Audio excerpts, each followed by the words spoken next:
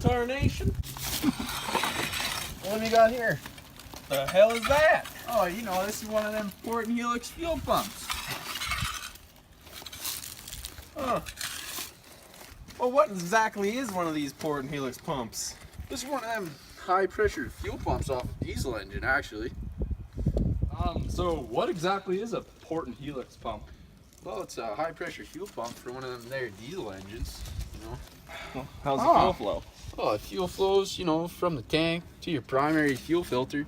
From there, it's usually attached to a water separator so it can get all the crap out. Then you got your supply lines, which are fed to your fuel transfer pump. That's what actually feeds your pressure to this bad boy. And from there, you got your secondary fuel filter. You got your fuel injection pump, which is this magnificent piece of equipment here. Then, So what does it do once it reaches the injection pump? well, you didn't let me finish on the path of fuel flow there, Ah, bud. okay. So it goes from your injection pump here to your fuel lines to your injectors. From there, there's also an overflow line, which takes all your excess fuel that's in your gallery here and brings it back to the tank for you. Okay. So what kind of pressures are we looking at in these lines? Well, to start, when you come from the tank to the primary fuel filter, you usually don't have a pressure yet. You actually pull a vacuum, so you're allowed 3 to 6 inches of mercury from the tank to the primary filter. After the primary filter, you go to the diaphragm transfer pump, which is 5 to 14 psi. That supplies your high pressure fuel injection pump through the secondary filter. Once it gets to the high pressure fuel injection pump, you can have upwards of 20,000 psi coming out of that pump into the injection lines and out the Shit, injectors. that's a lot of pressure. Right? Man. Oh, this is one unit. So what happens if the pressure gets too high? Well, we got two options here. We got this overflow relief, which just goes directly back to the tank if the fuel pressure gets too high. And then we have the general just return line, as they both go at 1 to 2 psi. Oh, okay. What about smoking the engine? What causes that? Well, so if you want to control smoke, you have this governor at the back here. It takes an input pressure from the boost or from the intake manifold, which is your boost pressure. It has a diaphragm at the back there that moves with the boost pressure, and as it pushes on a connecting rod that is connected to the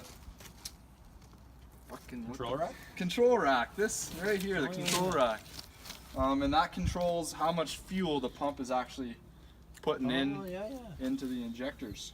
So you got the governor, which controls the fuel, and then you have the foot throttle here, which is your, what you can control. Okay. And then you got your flyweights, and your flyweights go on RPM.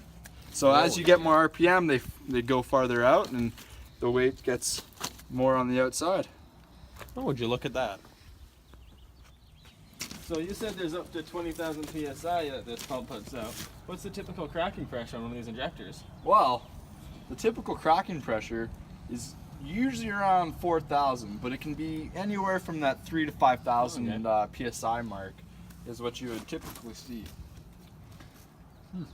Yeah. And in these port and helix plungers, you usually have a pretty tight clearance, so that you really need to get the filtration down to a really small amount. So yeah, how much is do the filters filter down to? Well, you got your primary filter there. She runs about 25 microns. Wow. Yeah. Then you got your secondary. She'll run her down to about 5.